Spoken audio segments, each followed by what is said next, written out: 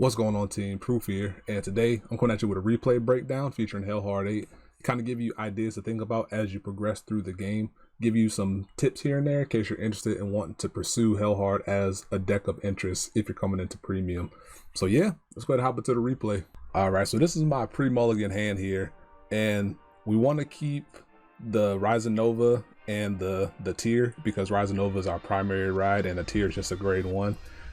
Would have been great to have a grade 2 here because then we could have held on to the Mecha Trainer a little more safely here. So what I would do now is that I would ship back the Jugs, the PG, and the Mecha Trainer to give ourselves max odds of finding the grade 2 because you really don't want to G-assist in this deck because all of our pieces are important and have as many cards in hand as possible along the way is what you want to have. So G-assisting kind of goes against that. But me of the past here held on to the Mecha Trainer and we kind of just went for it. But and in the case of when we're going first, we're incentivized to want to be a little more safe on the mulligan. If we were going second and had first swing chances, then I could understand better holding on to the Mecha Trainer because then we had 2 cracks at finding the grade 2. But we found it anyway. So we got really lucky there, and then we ride the tier and pass up the turn. Opponent rides and swings, easy stuff here and there. And I did check the over trigger, which is good in this case because we have a damage buffer, we draw the card. It's not always good though in some cases, like if we want to have immediate access to using our Mecha Trainer on our grade 2 turn, then that's where it kind of gets a little bad and wish you saw it later. But by and large, seeing the over trigger on defense early for spikes is pretty good. And then we draw, and then here we ride the Chemist because it's our only grade 2 option. But in a world where we had both Chemist and any other grade 2, in this case I probably still would have rode into the Chemist and swung under. And for those that aren't familiar with the concept of it, if you're coming into premium, is the concept of swinging under is where you have a Vanguard that is lower powered than your opponent's Vanguard, and you have a rear guard somewhere that you can pass triggers to, and you swing with the Vanguard unboosted intentionally because you don't want to give them the ability to take the damage. And then if you do check a trigger, you pass the power at the very least to your opponent or to your rear guard. That way you don't give your opponent the damage to work with. And in the case of Ezel is very dangerous with the superior ride, and if they have 2 damage to work with for Spear X.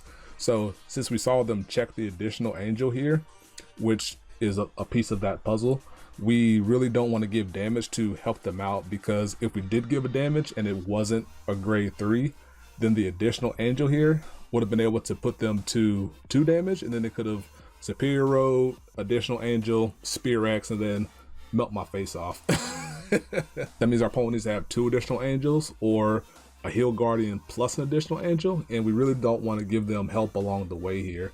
So by riding into the Chemist, we're able to attack and get a card in our hand without leading our opponent into their end game. And swinging under is most helpful in decks that need more time to get to their end game plan. And Hellhard is one of those decks that need more time, so you don't want to give our opponent the damage and unlock their skills without some assistance there. So that's why we want to do it here. And no triggers to worry about.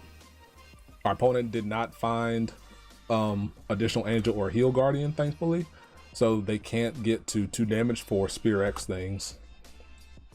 So they just swing unboosted, and we can go ahead and take the damage here because it allows us, if they did check a crit or something, it would have put us at 2 damage, which would have been good to have us give access to both of our Mecha Trainers. But we drew the heal anyway, and since our opponent's superior road, we have the ability to first stride now.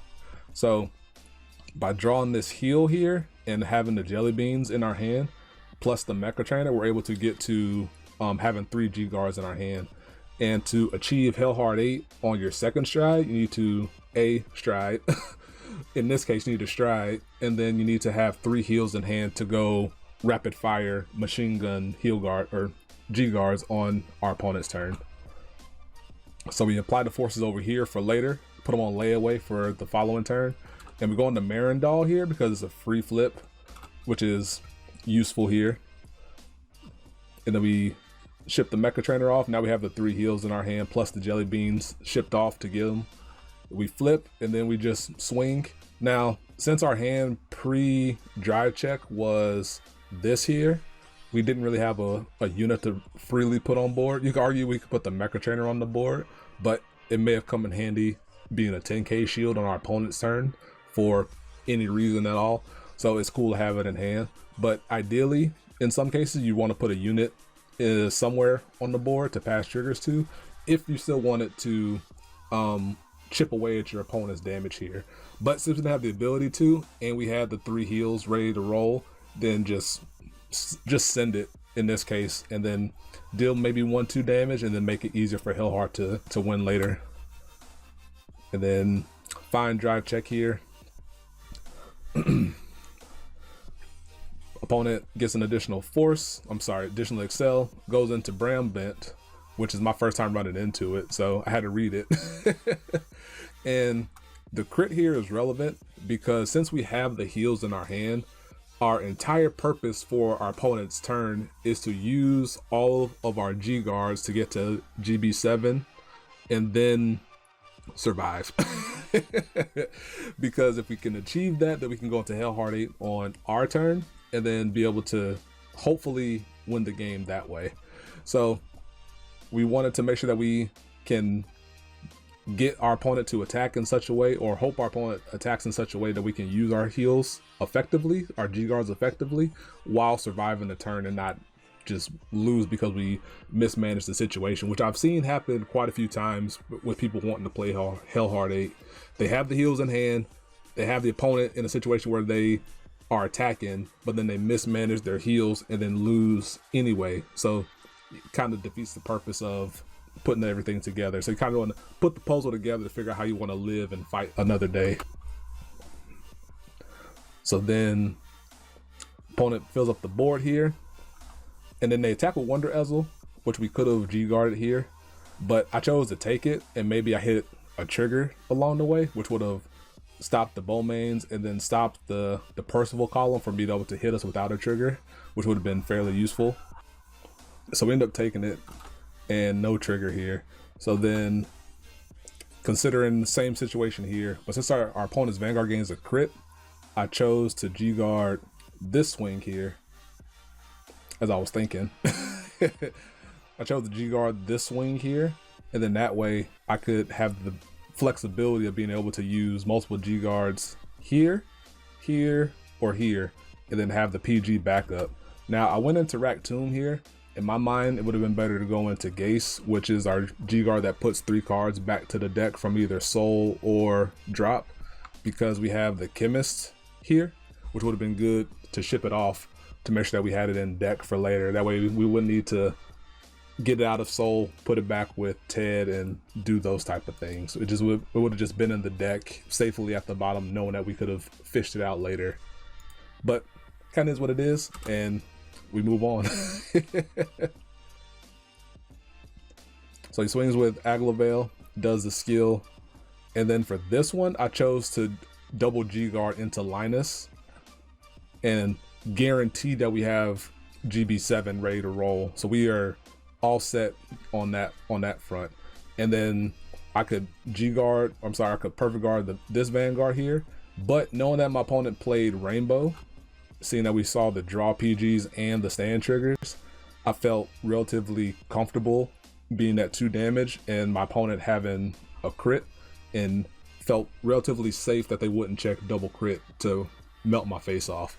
So I chose to take the Vanguard swing here, which is why I aggressively G-guarded against the Aglavale column. Hits draw, Wonder, and then a White Lion here. So take everything, hit a draw trigger along the way, go to 5, protect against that, and now we have survived, and now we can go into our Hellhard 8 turn. And ideally what you want to do first of all is to ride either an additional Rise of Nova in your hand or ride Juggernaut Maximum, just to get an additional Force 1 on your rearguard column, because then that way all the attacks coming from that circle have plus 30k power, with the combination of the 2 forces plus Hellhard 8 skill granting them power. So I rode into another Rising Nova. I split the forces with the Force 2 going here to make Hellhard a little more threatening, and then put the Force 1 on the rear guard side here. Swing Hellhard 8, give the power and the skill to Chemist, hit a crit, and then a draw. So he goes up to 56k. And then with his own skill, he goes up to, with Hellhard's skill plus the 2 triggers, he goes up to 66k. With his own skill being doubled that power, he goes up to 132,000.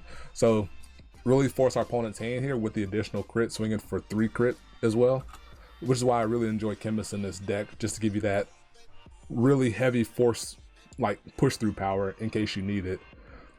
And then I go into Ted here. Ted puts back the Chemist previously soul blasted, so it kind of worked out in that regard, keeping it in soul without going into Gase. And now we're just kind of just comboing off here. I was going to go into Ted, then I reconsidered, went into Spike Bouncer with the idea that I could use his skill to call something over here, and then use his own skill to put him into soul to draw. So it's kind of a free attack in that regard. Since I lost my detonate barrels along the way, it's like a cheeky way of getting another swing in, since this is going to be 43,000 with 8 more attacks ready to go. And in this case, our opponent doesn't have a disruptive G-Guard, being Gold Paladin, which isn't always the case, which kind of made comboing off relatively easy. But some things to think about in your matchups, because the strength of Hellhard 8 comes from knowing your matchups and knowing what your opponent can and can't do in certain places. So when you're comboing off, or before you start comboing off, really think about, like, can our opponent interact with our combo? In what ways can they interact with it? And if they can, are we able to find a way around it? And those things you really want to think about in all your matchups, because that's where the skill level comes from playing Hellhard and being able to know all your matchups and your interactions as you go along. So yeah, that'll do it for this video. I hope you enjoyed it. I hope it was helpful and informative. And if it was, hit that like button. Let me know what you think. And if this is well received, then I can do it for the other Spike decks as well. But yeah, that'll do it for me. Hope you enjoy, and I'll catch you next time. Peace. Be easy.